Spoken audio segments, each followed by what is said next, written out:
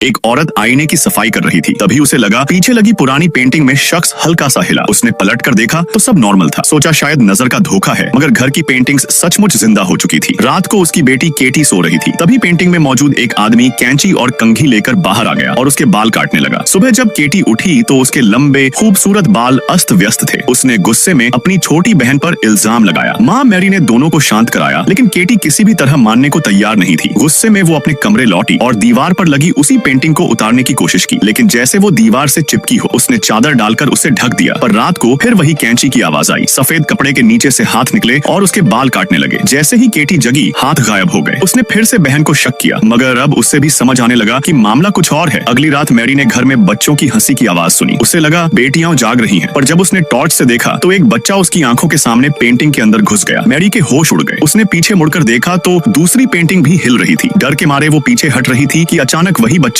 रसोई की तरफ भागा और नीचे के बेसमेंट का दरवाजा अपने आप खुल गया। वो हिम्मत करके आगे बढ़ी, लेकिन तभी किसी ने पीछे से हमला किया और वो बेहोश होकर बेसमेंट में जा गिरी। आंख खुली तो देखा दीवार से पंजेदार हाथों वाली एक औरत बाहर रेंग रही थी। मैरी चीखी, पर उसी वक्त उसका पति जॉन पहुंच गया और उसे बचाकर बाहर निकाला। परिवार समझ गया कि ये घर अशुभ है और रातों रात वहां से निकल गए, मगर नई जगह भी उन्हें चैन नहीं मिला। केटी की छोटी बहन लूसी ने अचानक एक लड़के को रेंगते देखा और लगभग खींचकर पेंटिंग में जाने ही वाली थी कि केटी ने समय रहते बचा लिया। अब सभी को यकीन हो गया कि बुरी आत्माएं उनका पीछा कर रही हैं। किताबें खंगालने पर उन्हें पता चला कि उस हवेली की पुरानी मालकिन की मौत के बाद उसके पति ने एक काला तंत्र किया था, जिससे उसकी आत्मा पेंटिंग्स में कैद हो गई। मगर पति आखिरी वक्त पर पीछे हट गया, जिससे आत्मा अधूरी और खतरनाक रह गई। जॉन और मैरी फिर से हवेली लौटे ताकि इस श्राप को तोड़ सकें। उन्होंने पेंटिंग्स जलाने की कोशिश की, मगर तभी कैद आत्माएं जिंदा होकर दीवार से बाहर आने लगी। बड़ी मुश्किल से जॉन ने पत्नी को खींचकर बचाया और पेंटिंग्स को आग लगा दी। अंतिम उपाय के तौर पर उन्होंने उस औरत के पति की आत्मा को बुलाने की कोशिश की ताकि दोनों मिलकर चैन से जा सकें, पर आत्मा आई नहीं। तभी जॉन ने एक चौंकाने वाला राजस बताया। उसने कभी अटारी में उस चुड़ैल जैसी औरत से सामना किया था और वही अब उसे चाहती थी। परिवार को बचाने के लिए जॉन ने खुद को बलिदान कर दिया। उसका हाथ उस आत्मा के हाथ से मिला और दोनों पेंटिंग में समा गए। नेक्स्ट पार्ट देखने के लिए चैनल को सब्सक्राइब कर लेना।